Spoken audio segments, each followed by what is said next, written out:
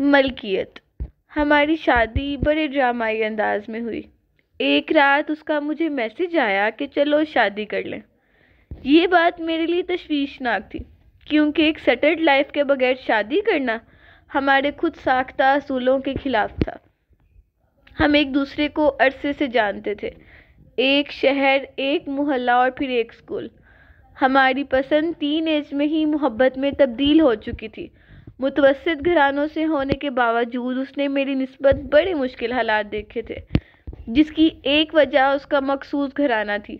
وہ مالی طور پہ بہت کم مستحکم نہیں تھے، اسی باعث اس نے ہمیشہ ایک سیٹلڈ لائف پارٹنر کی خواہش کی تھی۔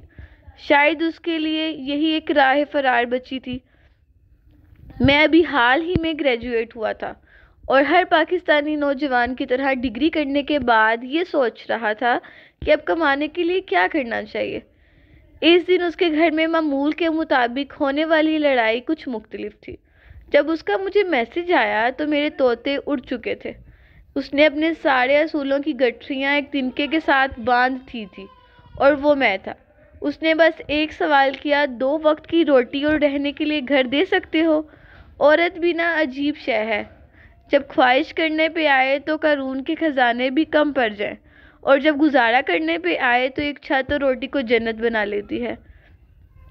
میں جذبات کے معاملے میں عمر و عیار نہیں تھا۔ میں نے اس کے علاوہ کبھی کسی کا نہیں سوچا تھا۔ اس کے اعتماد نے میرا ڈر بھی نگل لیا تھا، اور اگلے دن میں سر جھکائے والدین کے سوالوں کے لشکر کے ساتھ محبت کی تلوار لیے تنہا کھڑا تھا۔ بادل بہت گرجے برسے لیکن میرے ارادوں کی بادبانوں کو گرا نہ سکے۔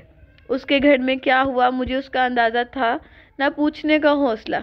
اس کی طرف سے زیادہ تر لوگوں کا بائیکاٹ تھا کیونکہ وہ خاندان سے باہر رشتہ نہیں کرتے تھے، سو بڑی سادگی سے نکاح کر کے ہم اسے گھر لے آئے۔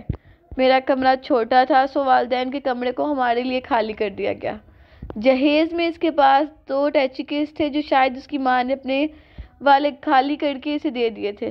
ایک میں کچھ کپڑے تھے جن میں سے زیادہ تر پرانے تھے، دوسرے میں کتابیں اور میرے دیے کچھ تحفے جو مجھے بہت خود بھول چکے تھے لیکن اس نے سنبھال رکھے تھے۔ شادی کی پہلی رات ہم ایک دوسرے کو دیکھ کے بڑی دیر ہنستے رہے کہ یہ ہم نے کیا کر دیا، لیکن ان کے کہکوں کے پیچھے کی فکریں ہم دونوں کے چہروں سے عیاں تھی۔ شادی چونکہ جلد بازی اور خاندان والوں کی ناراضگی میں ہوئی تھی، سو منہ دکھائی کے پیسے میرے پاس نہیں تھے۔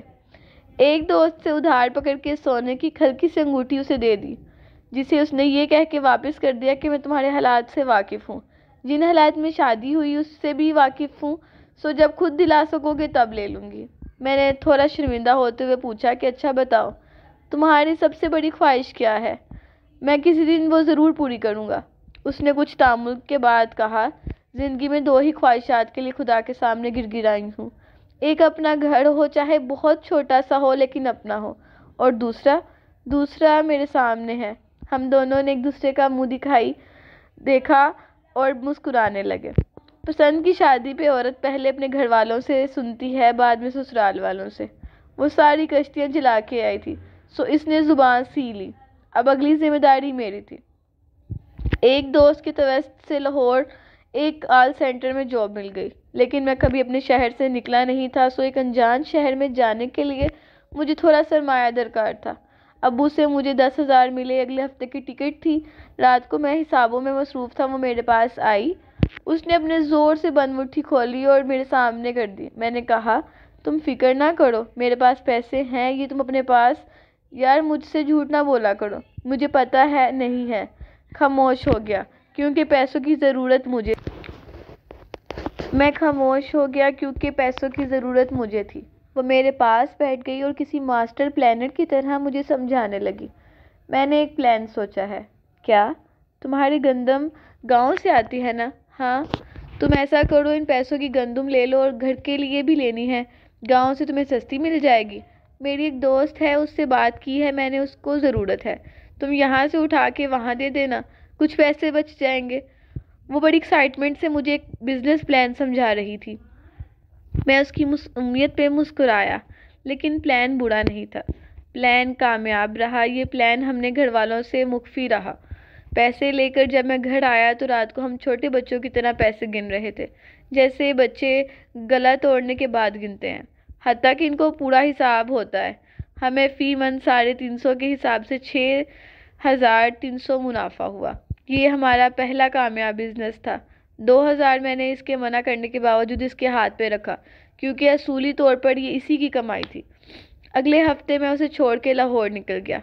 لاہور میرے لیے انجان تھا۔ کچھ دن دوست کے گھر رہا، بعد میں جب اپنی رہائش ڈھونڈنی پڑی تو دال روٹی کا بھاؤ پتہ چلنے لگا۔ رہائش اور ماہانہ خرچوں کا حساب لگایا تو یہ میری سوچ سے تھوڑا زیادہ تھا۔ پیچھے میری ایک منتظر بیوی بھی تھی اور ایک تنخواہ میں میرا گزارا ہونا مشکل نظر آ رہا تھا۔ پتہ نہیں یہ اس کی محبت تھی یا احساس ذمہ داری، میں نے بھی تہیہ کیا کہ کچھ نہ کچھ تو کروں گا۔ اس نے اگر میرے بھروسے سب چھوڑا ہے تو اس کا بھروسہ نہیں ٹوٹنے دے سکتا۔ میں نے اپنے کال سینٹر کے قریب کام ڈھونڈنا شروع کیا۔ اتفاق سے وہاں ایک ریسٹورنٹ میں مجھے نوکری مل گئی۔ ہوتا بھی یہ تھا کہ صبح 7 سے شام 5 میں کال سینٹر میں تھا، وہاں سے آ کے سو جاتا تھا اور رات 12 سے صبح 6 نائٹ شفٹ پہ ریسٹورنٹ۔ وہاں سے مجھے 2 وقت کا کھانا مل جاتا تھا جس سے میرا کافی خرچہ بچ جاتا۔ کال سینٹر کی تنخواہ 15,000 تھی جو کمیشن ملا کے 25-26 بن جاتا تھا، اور ریسٹورنٹ والے مجھے 8,000 دیتے تھے۔ اس اضافی کام کا میں نے گھر نہیں بتایا تھا، ورنہ میری بیوی مجھے کبھی یہ نہ کرنے دیتی۔ مہینے بعد گھر گیا تو 12,000 اس کے ہاتھ میں رکھ دیے۔ اس نے چمکتی آنکھوں کے ساتھ 3 دفعہ گنتی کی، پھر انہیں 2 دفعہ چوما اور نم آنکھوں کے ساتھ اپنی ٹیچی کیس میں اپنا حق سمجھ کے رکھ لیے۔ اس کی وہ خوشی میرے لیے کائنات کی سب سے محبوب شے تھی۔ میں اسے اپنے ساتھ لے جانا چاہتا تھا لیکن میرے وہاں کے حالات اس چیز کی اجازت نہیں دیتے تھے۔ اس نے بھی بڑی بردباری کی انتہا کرتے ہوئے خود ہی منع کر دیا۔ اس کی دعائیں تھیں یا اس کا رزق۔ 2 ماہ میں مجھے ایک فرم میں نوکری مل گئی جہاں میری تنخواہ 40,000 تھی، جو میری سوچ اور ضروریات کے حساب سے کافی زیادہ تھی۔ محنت کی عادت تو مجھے پہلے ہی تھی، سو فارغ وقت میں نے ایک پیکنگ کمپنی میں نائٹ شفٹ پہ نوکری کر لی۔ یہ کام ریسٹورنٹ سے کافی بہتر اور صاف ستھرا تھا اور تنخواہ بھی مناسب تھی۔ اس نوکری کا میں نے اسے نہیں بتایا تھا۔ اس کو سرپرائز دوں گا۔ اس دفعہ میں 2 ماہ بعد گھر گیا، اس کی سالگرہ تھی اور گھر والوں کے سامنے ہم انتہا کے میسنے تھے، ان کو کچھ نہیں بتاتے تھے۔ سالگرہ پہ ایک چھوٹا سا کیک ہم 7 لوگوں میں تقسیم ہوا۔ رات کو ہم جب کمرے میں اکیلے ہوئے تو اسے ایک ڈبہ پکڑا دیا۔ اس نے خوشی اور حیرت سے اسے الٹ پلٹ کر کے دیکھا اور پوچھا، کیا ہے اس میں؟ خود ہی دیکھ لو۔ او اچھا، میرے پاس بھی کچھ ہے۔ میں نے حیرت سے پوچھا، واقعی؟ کیا؟ اس نے اپنی ٹیچی کیس سے ایک چھوٹا سا ڈبہ نکال کے مجھے دے دیا۔ پہلے اس نے ڈبہ کھولا تو خوشی کے مارے اس کی ہلکی سی چیخ نکل گئی۔ یہ ایک انڈرائڈ اسمارٹ فون تھا۔ اس کو فوٹوگرافی اور برانڈ سرچ کرنے کا خبت تھا جس کو وہ دوستوں کے موبائل سے کبھی کبھار پورا کر لیتی تھی۔ اس نے جلدی سے نکالا، آن کیا اور کہا، لیٹس ٹیک اے سیلفی، اور یہ ہماری ایک ساتھ پہلی باقاعدہ فوٹو تھی۔ اب میری باری تھی، میں نے گفٹ کھولنا شروع کیا۔ یہ جی شاک کی ایک اسپورٹ واچ تھی۔ اسے میری خواہشات کا بخوبی علم تھا۔ یہ کافی مہنگی تھی، جس کی میں نے زندگی میں ہمیشہ بس خواہش کی تھی۔ اس کے پیسے اس نے اپنے خرچے میں سے کیسے بچائے تھے وہ میری سمجھ سے باہر تھا۔ اس کے تحفے کے آگے میرا تحفہ شرمندہ ہو رہا تھا۔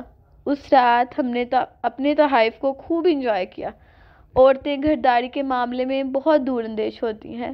وہ اپنے ہم سفر کے ساتھ بچوں کے نام، حتیٰ کہ ہونے والے گھر کے پردوں اور چادروں کی ڈیزائن تک شادی سے پہلے سوچ لیتی ہیں۔ ہم نے شادی کی پہلی رات یہ وعدہ کیا تھا کہ اولاد کی طرف تب جائیں گے جب ان کو خود سے بہتر زندگی دے سکیں گے۔ ہماری اگلی کوشش اپنے گھر کے لیے تھی، جس کے لیے ہم دونوں ایک دوسرے سے چھپ کے کوشش کر رہے تھے۔ اس نے ابھی ایک پرائیویٹ اسکول آکسفورڈ میں ٹیچنگ شروع کر دی تھی اور گھر میں بھی کچھ بچے پڑھنے آ جاتے تھے۔ گھر میں اس معاملے کو لے کے کبھی کبھی گرما گرمی بھی ہو جاتی تھی کہ بہنیں جوان ہو رہی ہیں، ان کا تمہیں خیال نہیں۔ میں گھر میں تھوڑا خرچہ دے دیتا تھا لیکن ساس بہو کی وہی ازلی لڑائی کے سارا خرچہ ہمارے ہاتھ میں ہو۔ میں نے اس حوالے سے کبھی گھر بحث نہیں کی۔